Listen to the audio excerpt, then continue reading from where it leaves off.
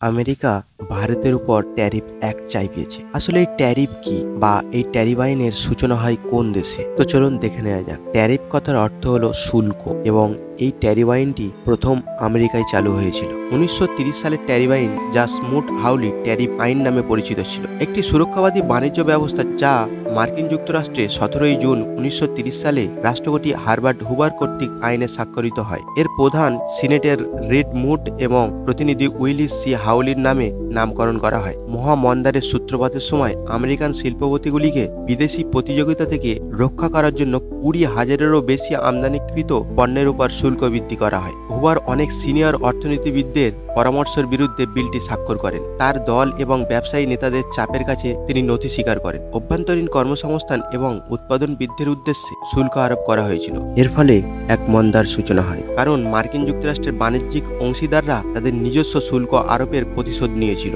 যার ফলে মার্কিন রপ্তানি এবং বিশ্ব বাণিজ্যের পতন ঘটে। অর্থনীতিবিদ এবং ইতিহাসবিদরা ব্যাপকভাবে এই আইনটিকে একটি নীতিগত ভুল পদক্ষেপ হিসাবে বিবেচনা করেন এবং এটি আধুনিক অর্থনৈতিক বিতর্কে সতর্কতামূলক উদাহরণ হিসাবে রয়ে গেছে। এর ফলে আরও উদার বাণিজ্যিক চুক্তি হয়েছিল, যেমন 1934 সালের পারস্পরিক বাণিজ্যিক চুক্তি আইন। 1927 সালে লিগ অফ নেশন জেনেভায় একটি বিশ্ব অর্থনৈতিক সম্মেলনের আয়োজন করা হয়। তাদের চূড়ান্ত প্রতিবেদনে বলা হয় যে শুল্কের অবসান ঘটানোর এবং বিপরীত দিকে অগ্রসর হওয়ার সময় এসে গেছে। প্রথম বিশ্বযুদ্ধের বিশাল ঋণ এবং ক্ষতিপূরণ কেবল সোনা পরিষেবা বা পণ্যের মাধ্যমেই পরিশোধ করা হয়েছিল, কিন্তু সেই স্কেলে কেবলমাত্র পণ্যই পাওয়া যেত। 1928 সালে ফ্রান্স প্রথম একটি নতুন শুল্ক আইন এবং কোটা ব্যবস্থা প্রণয়ন করেন। 1920-র দশকের শেষের দিকে বিদ্যুতায়নের কারণে মার্কিন অর্থনীতি উৎপাদনশীলতায় ব্যতিক্রমী অগ্রগতি অর্জন করে, যা ব্যাপক উৎপাদনের ক্ষেত্রে একটি গুরুত্বপূর্ণ বিষয় ছিল। অর্থনৈতিক বৃদ্ধির আরও একটি কারণ ছিল মার্কিন তেল শোধনাগার, যেখানে ঘোড়া এবং গাধাদের মোটরযান দিয়ে ব্যবস্থাপনা করা হয়েছিল। ঘোড়া এবং গাধাদের খাওয়ানোর জন্য নিবেদিত কৃষি জমির 1/6 থেকে 1/4 জমি খালি করা হয়েছিল, যা কৃষি উৎপাদনে উদ্বৃত্ত অবদান রেখেছিল।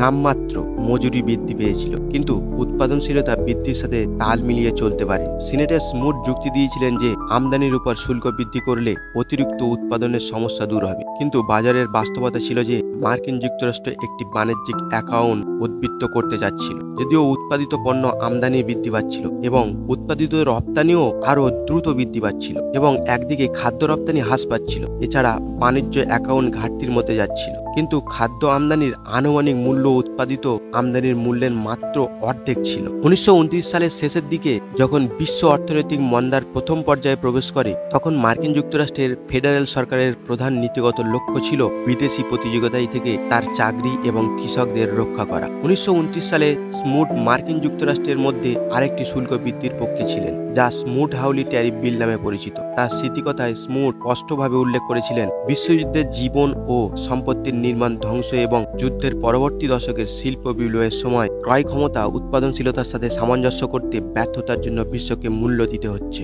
স্মুট ছিলেন উডাহের একজন রিপাবলিকান এবং সিনেটের ফাইন্যান্সিয়াল কমিটির চেয়ারম্যান। ওরেগনের একজন রিপাবলিকান উইলিস সি হাউলি ছিলেন হাউস কমিটির ওয়েজ অ্যান্ড মিসের চেয়ারম্যান। 1928 সালে মার্কিন যুক্তরাষ্ট্রের রাষ্ট্রপতি নির্বাচনের সময় হারবার্ট হুভারের প্রচারণায় প্রতিশ্রুতিগুলির মধ্যে একটি ছিল কৃষি পণ্যের উপর শুল্ক বৃদ্ধি করে বিপর্যস্ত কৃষকদের সাহায্য করা। হুভার জয়ী হন। 1928 সালের রিপাবলিকান হাউস এবং সিনেটের আরামদায়ক সংখ্যাগরিষ্ঠতা বজায় রাখে। 1929 সালের মে মাসে হাউস আইনের একটি সংকল্প পাস করে, যার মধ্যে কৃষি ও শিল্পজাত পণ্যের উপর শুল্ক বৃদ্ধি করা হয়। হাউস বিলটি 264 থেকে 147 ভোটে পাস হয়, যার পক্ষে 244 জন রিপাবলিকান এবং 20 জন ডেমোক্র্যাট ভোট দেন। সিনেটে 1930 সালের মার্চ পর্যন্ত বিলটি নিয়ে বিতর্ক করে। অনেক সদস্য তাদের রাজ্যের শিল্পের উপর ভিত্তি করে ভোট দেন। এছাড়া সিনেটে বিলটি 44 থেকে 42 ভোটে পাস হয়, যার পক্ষে 39 জন রিপাবলিকান এবং 5 জন ডেমোক্র্যাট ভোট দেন। এরপর কনফারেন্স কমিটি দুটি সংস্করণে একত্রিত করে মূলত হাউস কর্তৃক পাস করা উচ্চ স্তরের শুল্ক বৃদ্ধি করে। এছাড়া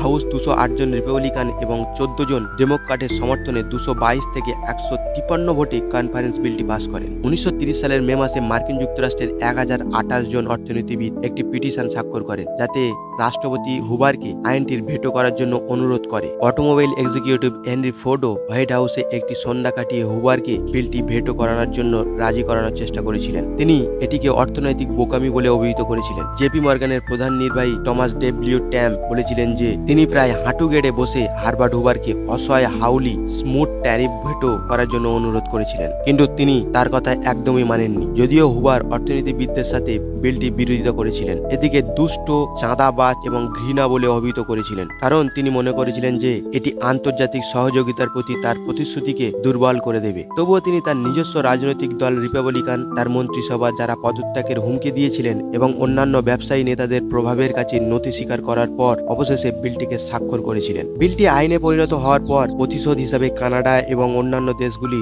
মার্কিন পণ্যের উপর তাদের নিজস্ব শুল্ক বৃদ্ধি করে। ফ্র্যাঙ্কলিন ডি রুজভেল্ট 1932 সালে রাষ্ট্রপতি পদে তার সফল প্রচারণার সময় এই আইনের বিরুদ্ধে কথা বলেছিলেন। 1930 সালে স্মুথ হাউলি ট্যারিফ আইন আমদানি শুল্ক প্রায় 20% বৃদ্ধি করে, যার ফলে বিশ্বব্যাপী বাণিজ্য যুদ্ধ শুরু হয়, যা মহামন্দার খারাপ প্রভাবে অবদান রাখে। তো বন্ধুরা, আজকের মতো এইটুকু। আবার দেখা হচ্ছে নতুন কোনো ভিডিওর মাধ্যমে। আপনারা সুস্থ থাকবেন, স্বাস্থ্য থাকবেন এবং নিজের প্রতি খেয়াল রাখবেন।